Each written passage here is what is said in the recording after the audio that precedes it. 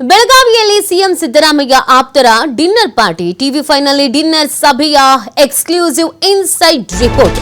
ಕೊಚ್ಚೆ ಬಿಟ್ಟು ಕೆಳಗಿಳಿಯದಂತೆ ಸಿಎಂ ಸಿದ್ದರಾಮಯ್ಯಗೆ ಆಪ್ತರು ಒತ್ತಡ ಹೇರಿದ್ದಾರೆ ಈ ಮೀಟಿಂಗ್ ನಲ್ಲಿ ಅನ್ನೋದು ಗೊತ್ತಾಗ್ತಾ ಇದೆ.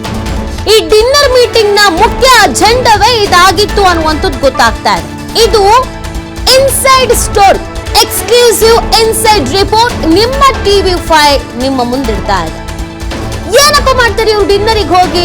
ಪ್ರತಿ ಬಾರಿಯೂ ಡಿನ್ನರ್ ಡಿನ್ನರ್ ಡಿನ್ನರ್ ಅಂತ ಅಂತಿದಾರಲ್ಲ. ಬೆಳಗಾವಿಯಲ್ಲೇ ಮೂರು ಬಾರಿ ಡಿನ್ನರ್ ಆಗ್ತಿದಿಲ್ಲ ಅಂತ ಏನ್ ಮಾತಾಡ್ತಾರೆ ಅನ್ನೋದು ಸಹಜವಾಗಿ ರಾಜ್ಯದ ಜನತೆಗಿರುವಂತ ಕುತೂಹಲ.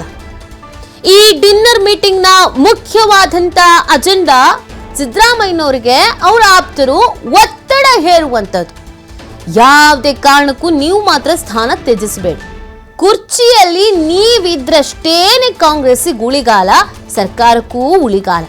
2028ಕ್ಕೆ ಪಕ್ಷ ಅಧಿಕಾರಕ್ಕೆ ಬರಬೇಕು ಅಂತ ಅಂದ್ರೆ ನೀವು ಮುಂದುವರಿಬೇಕು, ನೀವು ಗಟ್ಟಿಯಾಗಿರಿ, ಉಳಿದಿದ್ ನಾವು ನೋಡ್ಕೊಳ್ತೀವಿ ಅಂತ ಬೆಂಬಲವನ್ನ ಕೊಡ್ತಾ ಇದ್ದಾರೆ ಅನ್ನೋದು ಗೊತ್ತಾಗ್ತಾ ಇದೆ.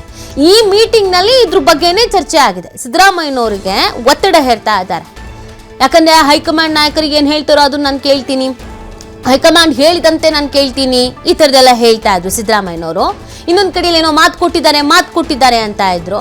ಸೊ ಹಾಗಾಗಿ ನೀವೇನಾದ್ರೂ ಮಾತು ಕೊಟ್ಟಿದ್ರು ಆ ಮಾತು ಅಥವಾ ಹೈಕಮಾಂಡು ಏನೇ ಇರಲಿ, ನೀವು ಮಾತ್ರ ಕುರ್ಚಿಯನ್ನು ಬಿಟ್ಕೊಡ್ಬೇಡಿ, ಕುರ್ಚಿಯಿಂದ ನೀವು ಎದ್ದೇಳಲೇಬೇಡಿ. ನಿಮಗೆ ನಾವು ಬೆಂಬಲ ಕೊಡ್ತೀವಿ, ನೀವು ಎಲ್ಲಿವರೆಗೂ ಇರ್ತೀರೋ ಅಲ್ಲಿವರೆಗೂ ಕಾಂಗ್ರೆಸ್ಸಿಗೂ ಮತ್ತು ಈ ಸರ್ಕಾರಕ್ಕೂ ಉಳಿಗಾಲ. ಹಾಗಾಗಿ ಯಾವುದೇ ಕಾರಣಕ್ಕೂ ನೀವು ಕುರ್ಚಿಯನ್ನ ಬಿಟ್ಕೊಡ್ಬೇಡಿ, ಬಲವಾಗಿ ನಿಮ್ಮ ಹಿಂದೆ ನಾವು ನಿಂತ್ಕೊಳ್ತೀವಿ ಅಂತ ಹೇಳಿದ್ದಾರೆ ಅನ್ನೋದು ಗೊತ್ತಾಗ್ತಾ ಇದೆ. ಇದಕ್ಕೋಸ್ಕರನೇ ಈ ಮೀಟಿಂಗ್ ಅನ್ನ ಅರೇಂಜ್ ಮಾಡಿರೋದು. ಸಮುದಾಯ ಬಾರು ಅಥವಾ ಅವರ ಆಪ್ತರ ಪ್ರಕಾರ ಸಿದ್ದರಾಮಯ್ಯನವರಿಗೆ ಇವಾಗ ಶಕ್ತಿ ತುಂಬಬೇಕು. ಈಗ ಆಲ್ರೆಡಿ ವರ್ಚಸ್ಸಿರುವಂತ ನಾಯಕ ಎಲ್ಲಾದ್ರೂ ಹೈಕಮಾಂಡ್ ನಾಯಕರು ಹೇಳಿದಂತೆ ಕೇಳ್ಬಿಟ್ರೆ, ಒತ್ತಡ ತಡೆಯರದಾದೆ ಆಯ್ತು ಓಕೆ ಅಂತ ಅಂದುಬಿಟ್ರೆ ಅನ್ನುವಂಥ ಕಾರಣಕ್ಕಾಗಿ ಇದೆಲ್ಲದರ ನಡುವೆ ಪ್ಲಾನ್ ಬಿ ಬೇರೆ ರೆಡಿ ಮಾಡ್ಕೊಂಡಿದ್ದಾರಂತೆ. ಒಂದು ಪ್ಲಾನ್ ಎ ಏನು, ಸಿದ್ದರಾಮಯ್ಯನವ್ರ ಮೇಲೆ ಒತ್ತಡ ಹೇರಿ ರಾಜೀನಾಮೆ ಕೊಡ್ಸಲ್ಲ ಅಂತ ಹೇಳ್ಸೋದು. ಪ್ಲಾನ್ ಬಿ ಏನು ಅಂತಂದ್ರೆ ದೆಹಲಿ ಚಲೋಗೆ ನಿರ್ಧಾರವನ್ನ ಮಾಡಿದ್ದಾರೆ ಅಹಿಂದ ಸಮುದಾಯದ ನಾಯಕರುಗಳು ಅಂತ ಗೊತ್ತಾಗ್ತಾ ಇದೆ. ನೇರವಾಗಿ ಹೈಕಮಾಂಡ್ ನಾಯಕರನ್ನೇ ಭೇಟಿ ಮಾಡ್ಬಿಡೋದು, ಸಿದ್ದರಾಮಯ್ಯನವರನ್ನೇ ಮುಂದುವರಿಸಿ, ಸಿದ್ದರಾಮಯ್ಯನವರೇ ಇರಬೇಕು ಅಂತ ಹೈಕಮಾಂಡ್ ನಾಯಕರ ಮೇಲೆ ಈಗ ಸಿದ್ದರಾಮಯ್ಯನವ್ರಿಗೆ ಹೇರ್ತಾ ಇದಾರಲ್ಲ, ಅದೇ ತರ ಒತ್ತಡ ಹೇರಬೇಕು ಅಂತ. ಡಿಸೆಂಬರ್ 26ರಂದು ದೆಹಲಿಯಲ್ಲಿ ಕಾಂಗ್ರೆಸ್ ಕಾರ್ಯಕಾರಿ ಸಮಿತಿ ಸಭೆ ಇದೆ, CWC ಸಭೆ ಇದೆ. ಈ ಸಂದರ್ಭದಲ್ಲಿ ದೆಹಲಿಗೆ ತೆರಳೋದಕ್ಕೆ ನಾಯಕರುಗಳು ಪ್ಲಾನ್ ಮಾಡ್ಕೊಂಡಿದ್ದಾರೆ, ಸಿದ್ದರಾಮಯ್ಯನವರ ಪರವಾಗಿ ಬ್ಯಾಟ್ ಬೀಸೋದಕ್ಕೆ. ಸಿದ್ದರಾಮಯ್ಯನವರನ್ನ ಕೆಳಗಿಳಿಸಿದ್ರೆ ಪರಮೇಶ್ವರ ಹೆಸರನ್ನ ಪ್ರಸ್ತಾಪಕ್ಕೆ ನಿರ್ಧರಿಸಿದ್ದಾರೆ.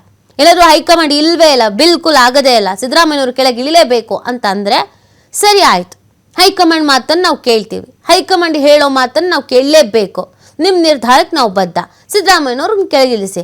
ಆದ್ರೆ ಪರಮೇಶ್ವರ್ ಅವರನ್ನ ಸಿಎಂ ಮಾಡಬೇಕು, ದಲಿತ ಸಿಎಂఏ ಆಗಬೇಕು, ಇಲ್ಲ ಅಂತಂದ್ರೆ ಕಾಂಗ್ರೆಸ್ಗೆ ಡ್ಯಾಮೇಜ್ ಆಗತ್ತೆ, ಆ ಸಮುದಾಯದವರು ಕಾಂಗ್ರೆಸ್ನ ವಿರುದ್ಧ ತಿರುಗಿ ಬೀಳ್ತಾರೆ. ಸೊ ಇದನ್ನ ಎದುರಿಸಕ್ ನಾವು ತಯಾರಿಲ್ಲ, ಪರಮೇಶ್ವರ್ ಅವರೇ ಸಿಎಂ ಆಗಬೇಕು ಅಂತ ಹೈಕಮಾಂಡ್ ಮೇಲೆ ಒತ್ತಡ ಹೇರೋದಕ್ಕೆ ಪ್ಲಾನ್ ಮಾಡ್ಕೊಂಡಿದ್ದಾರೆ ಅನ್ನೋದು ಗೊತ್ತಾಗ್ತಾ ಇದೆ. ಒಟ್ನಲ್ಲಿ ದಲಿತ ಮುಖ್ಯಮಂತ್ರಿ ಹೆಸರಿನಲ್ಲಿ ರಾಜಕೀಯ ಮಾಡಬೇಕು ಅನ್ನುವಂಥ ಪ್ಲಾನ್ ನಲ್ಲಿ ಈ ನಾಯಕರುಗಳು ಇರೋದಂತೂ ಹೌದು. ಸಿದ್ದರಾಮಯ್ಯನವ್ರಿಗೂ ಇದನ್ನೇ ಹೇಳಿದಾರಂತೆ, ನೀವೇ ಇರಬೇಕು, ನಮ್ಮ ಆಸೆ ಏನು ಅಂತಂದ್ರೆ ನೀವೇ ಮುಂದುವರಿಬೇಕು, 2028ರ ಚುನಾವಣೆಯನ್ನ ನಿಮ್ಮ ನೇತೃತ್ವದಲ್ಲೇ ನಾವು ಎದುರಿಸಬೇಕು, 2028ಕ್ಕೆ ನಾವೇ ಅಧಿಕಾರಕ್ಕೆ ಬರಬೇಕು ಅಂತಂದ್ರೆ ನೀವೇ ಇರಬೇಕು ಅಂತ. ಅಕಸ್ಮಾತ್ ಸಿದ್ದರಾಮಯ್ಯನವರು ಇಲ್ಲಪ್ಪ ಆಗದೇ ಇಲ್ಲ, ಹೈಕಮಾಂಡ್ ಹೇಳೋ ಮಾತನ್ನು ನಾನು ಕೇಳ್ತೀನಿ, ಗೌರವ ಕೊಡ್ಲೇಬೇಕಾಗತ್ತೆ, ನಾನೇ ಹಿಂಗೆ ಮಾಡಿದ್ರೆ ಹೆಂಗೆ ಆಗಲ್ಲ ಅಂತ ಒಂದು ವೇಳೆ ಹೇಳಿದ್ರೆ, ಹೈಕಮಾಂಡ್ ನಾಯಕರು ಬಿಲ್ಕುಲ್ ಇಲ್ಲ ಸಿದ್ದರಾಮಯ್ಯನವ್ರು ಕೆಳಗೆ ಇಳಿಲೇಬೇಕು ಅಂತ ಹೇಳಿದ್ರೆ ಆಗ ಇನ್ನೊಂದು ಅಸ್ತ್ರ ಪ್ಲಾನ್ ಬಿ ರೆಡಿ ಮಾಡಿ ಇಟ್ಕೊಂಡಿದ್ದಾರೆ. ಸರಿ ಆಯ್ತು, ಆದ್ರೆ ನೀವು ಪರಮೇಶ್ವರ್ ಅವರನ್ನು ಸಿಎಂ ಮಾಡಬೇಕು, ದಲಿತ ನಾಯಕರನ್ನು ಸಿಎಂ ಮಾಡಬೇಕು. ನೀವು ಒಬ್ಬ ಹಿಂದುಳಿದ ಸಮುದಾಯದ ನಾಯಕನನ್ನ ಸಿಎಂ ಸ್ಥಾನದಿಂದ ಕೆಳಗಿಳಿಸಿ ಇನ್ಯಾವುದೋ ಸಮುದಾಯದ ನಾಯಕನನ್ನ ಸಿಎಂ ಮಾಡ್ಬಿಟ್ರಿ ಅಂತಂದ್ರೆ ನಮ್ಮ ಇಡೀ ಸಮುದಾಯ ಅಹಿಂದ ಅಂತ ಏನ್ ಕರೀತಿದ್ದಾರೋ ಅವ್ರಿಗೆಲ್ರೂ ಕೂಡ ಉಲ್ಟಾ ಹೊಡಿತಾರೆ, ಕಾಂಗ್ರೆಸ್ ಪರವಾಗಿರೋದಿಲ್ಲ. ಈಗ ಕಾಂಗ್ರೆಸ್ ಬೆನ್ನಿಗೆ ನಿಂತಿರೋದು ಯಾರು? ಅಹಿಂದ ಸಮುದಾಯದವರು. ಪ್ರಬಲ ಸಮುದಾಯ ಒಕ್ಕಲಿಗ ಅಂತ ಬಂದಾಗ ಅದು ಕೂಡ ವೋಟ್ ಡಿವೈಡ್ ಆಗುತ್ತೆ, ಅತ್ಲಾಗ JDSಗೂ ಈ ಕಡೆ ಕಾಂಗ್ರೆಸ್ಸಿಗೂ ಕೆಲವೊಂದು BJPಗೂ ಬಿದ್ದು ಬಿಡುತ್ತೆ, ಜಾತಿವಾರು ನೋಡ್ಕೊಂಡು ಸಮುದಾಯವಾರು ನೋಡ್ಕೊಂಡು. ಇನ್ನು ಹಿಂದುತ್ವ ಹಿಂದೂ ಅಂತ ಬಂದಾಗ ಅದು ಹೇಳಂಗೆ ಎಲ್ಲ ಸಾಲಿಡ್ ಆಗಿ BJPಗೆ ಬೀಳುತ್ತೆ ಅಂತ. ನಮ್ಮ ಬೆನ್ನಿಗೆ ನಿಂತಿರೋದು ಯಾರು? ದಲಿತರು. ನಮ್ಮ ಬೆನ್ನ ಹಿಂದೆ ನಿಂತಿರೋದು ಯಾರು? ಅಹಿಂದದವರು. ಸೊ ಹೀಗಿರ್ಬೇಕಾದ್ರೆ ಆ ಸಮುದಾಯದವ್ರನ್ನೇ ನೀವು ಫೋಕಸ್ ಮಾಡ್ಬೇಕಲ್ವಾ, ಆ ಸಮುದಾಯದವರಿಗೆ ನೀವು ಅವಕಾಶ ಕೊಡಬೇಕು ಅಲ್ವಾ, ಆ ಸಮುದಾಯದವ್ರನ್ನ ಎದುರಾಕೊಂಡು ಏನಾದ್ರು ಮಾಡೋದಕ್ಕಾಗತ್ತಾ?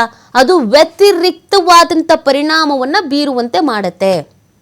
ಸೊ ಈ ಕಾರಣಕ್ಕಾಗಿ ಹೈಕಮಾಂಡ್ ಮೇಲೆ ಇದನ್ನೇ ಇಟ್ಕೊಂಡು ಒತ್ತಡ ಹೇರಬೇಕು ಅಂತ ನಾಯಕರುಗಳು ಪ್ಲಾನ್ ಮಾಡ್ಕೊಂಡಿದ್ದಾರೆ ಅನ್ನೋದು ಗೊತ್ತಾಗ್ತಾ ಇದೆ. ಇವ್ರು ಏನು ಡಿನ್ನರ್ ಅಂತ ಹೋಗ್ತಾರಲ್ಲ, ಅದೇಂತಿಕೆ ಅಂತಂದರೆ ಇದೇ ಕಾರಣಕ್ಕಾಗಿ.